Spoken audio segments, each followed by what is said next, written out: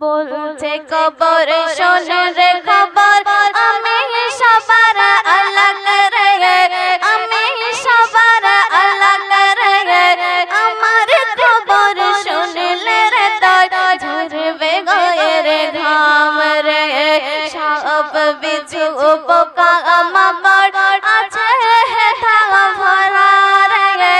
আছে হে থাকা ভরা রে খোদার কসম হবে যখন আমার কোলে পড়ে রে খোদার কসম হবে যখন আমার কোলে পড়ে রে আর খবর ধনী গরিব আমি চিনি না দেখব আছে কারামল নামা খবর বলছে ধনী গরিব আমি চিনি না দেখব আছে কারামল নামা আমি কঠিন বড়ই গ্রহীণ আধার নিরাময় রে আমার কাছে নয় রে মজা আছে শুধু সাজা রে আছে শুধু সাজা রে কর্ম যেমন হবে তেমন এটা বিধির লেখা রে কর্ম যেমন হবে তেমন এটা বিধির খেলা রে বলছে কবর শোনে রে খবর আমি সবার আলাগ রে আমি সবার আলাগ রে আমার খবর শুনলে রে তোর ঝরবে গায়ের ঘাম রে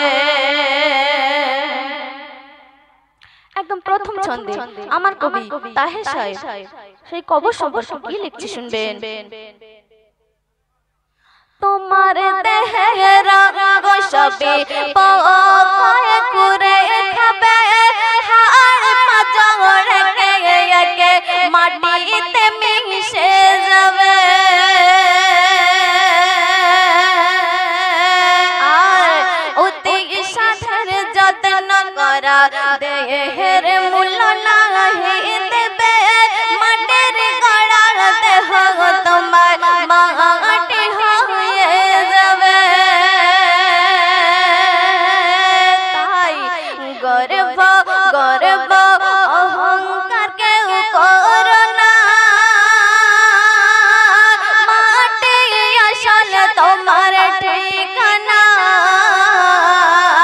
একা এলে এই ধরাতে একা যেতে হবে রে অট্টালিকা বালাখানা বেকার সবই হবে রে বেকার সবই হবে রে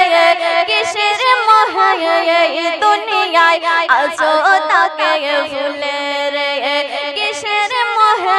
এই দুনিয়ায় আছো তাকে ভুলে রে বলছে কবর শোনে রে খবর আমি সবার আলাগ রে আমি সবার আলাগ রে আমার খবর শুনলে রে তোর ঝরবে গায়ের ঘাম রে সর্বশেষ কথা আমার শ্রদ্ধেয় লেখক কবি তাহের সাহেব একদম শেষ ছন্দে কি লিখছে শুনবেন আমি কবর বড় কঠোর নেই তোমার মায়া দয়া আমি হুকুমের গোলাম বলবে যেমন মোর খোদা কবর বলছে আমি কবর বড় কঠোর নেই তোমার মায়া দয়া আমি হুকুমের গোলাম বলবে যেমন মোর খোদা যার নসিবে যেমন আছে পাবে গোতে মন সেটা কেউ জান্নাতে কেউ দোজখে যার নসিবে যেমন লেখা খোদার হুকুমে